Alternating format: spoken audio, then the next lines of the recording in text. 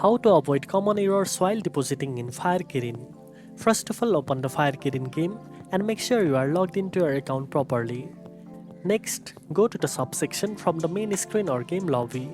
Before making any deposit, double check your payment details such as the amount, payment method, or card information to avoid mistakes. Always use a trusted and secure payment method like a credit or debit card or official mobile wallets supported by the game. Make sure your internet connection is stable during the transaction to prevent interruptions or failed deposits. Avoid closing the app or switching to other apps while the deposit process is ongoing. If you are using promo codes or bonuses, verify their validity and expiration dates before applying. In case of any error or failed transaction, do not retry immediately. Wait a few minutes and check your account balance first. If the problem persists, contact Fire Kirin customer support for quick assistance instead of attempting multiple deposits. Now you know how to avoid common errors while depositing in Fire Kirin.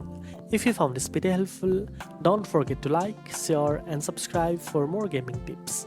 Thanks for watching and I'll see you in the next one.